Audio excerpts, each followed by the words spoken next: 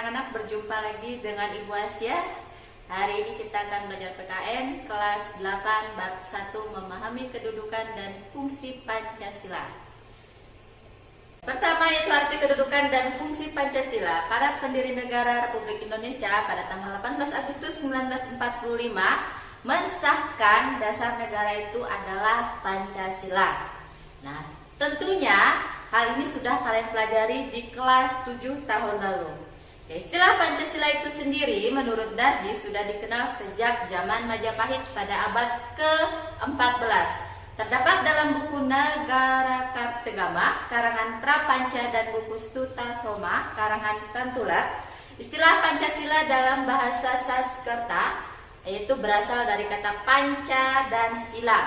Panca itu sendiri artinya 5 dan sila itu sendiri artinya sendi atau asas, yang berarti batu sendi yang 5 juga. Nah, juga berarti pelaksanaan kesusilaan yang 5 atau Pancasila Krama. Pancasila memiliki 2 pengertian, yaitu berbatu sendi yang 5 dan pelaksanaan kesusilaan yang 5, di mana dilarang melakukan kekerasan, dilarang mencuri, dilarang berjiwa dengki, dilarang berbohong, dan dilarang mabuk atau minuman keras. Nah, 5 hal di atas sudah termasuk dalam pengertian Pancasila. Jadi salah satunya adalah berbohong. Artinya kalau kalian berbohong, kalian sudah melanggar pengertian dari Pancasila. Menurut I.R. Soekarno, Pancasila adalah isi jiwa bangsa Indonesia yang turun-menurun sekian abad lamanya, terpendam bisu oleh kebudayaan Barat. Selanjutnya, Muhammad Yamin menjelaskan bahwa Pancasila berasal dari kata panca yang berarti 5 dan sila yang berarti sendi, atas dasar peraturan tingkah laku yang penting dan baik. Nah, dengan demikian Pancasila adalah 5 dasar yang berisi pedoman atau aturan tentang tingkah laku yang penting dan baik, yaitu tentang pedoman arah kita supaya menjadi yang lebih baik.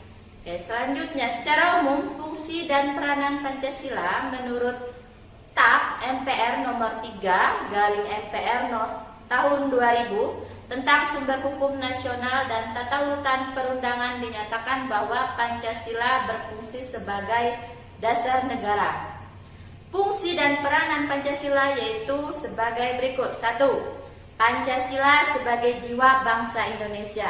Artinya Pancasila sudah ada dalam hidup kita, dalam jiwa kita. Kemudian yang kedua, Pancasila sebagai kepribadian bangsa Indonesia. Berfungsi sebagai memberikan corak khas bangsa Indonesia menjadi pembeda yang membedakan bangsa kita dengan bangsa lain. Contoh bangsa Indonesia dengan bangsa Amerika misalnya.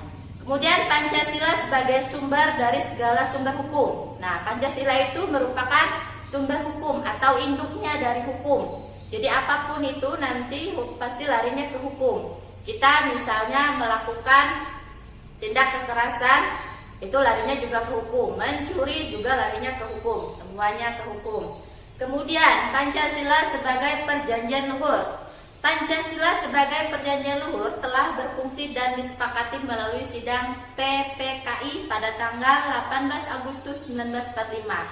Walaupun disahkannya Pancasila hanya oleh sebuah PPKI, tetapi PPKI jugalah yang sudah salah satu badan yang mewakili suara rakyat. Jadi Pancasila juga merupakan hasil perjanjian bersama rakyat. Kemudian yang kelima, Pancasila sebagai cita-cita dan tujuan bangsa Indonesia. Yaitu Pancasila sebagai cita-cita bangsa memiliki fungsi, yaitu untuk menciptakan masyarakat yang adil dan makmur. Selanjutnya, Pancasila sebagai satu-satunya asas dalam kehidupan berbangsa dan bernegara. Nah, Pancasila sebagai satu-satunya asas adalah konsekuensi ditetapkannya Pancasila oleh bangsa Indonesia sebagai dasar negara juga merupakan perwujudan melaksanakan Pancasila secara murni dan konsekuen.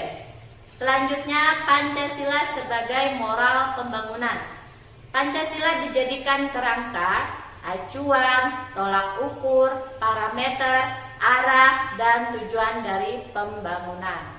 Oke, sebagai evaluasi dari video tadi, pembelajaran yang tadi, maka jawablah pertanyaan yang sudah ada di slide. Yang pertama, apa arti Pancasila bagi bangsa Indonesia?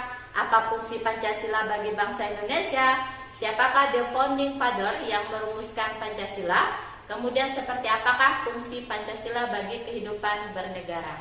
Oke, sampai di sini pembelajaran kita untuk kelas 8 semester 1 tahun ini. Jangan lupa subscribe channel ini di SMPS Bina Bangsa 02. Like, comment, dan share video ini. See you next time. Goodbye. Wassalamualaikum warahmatullahi wabarakatuh.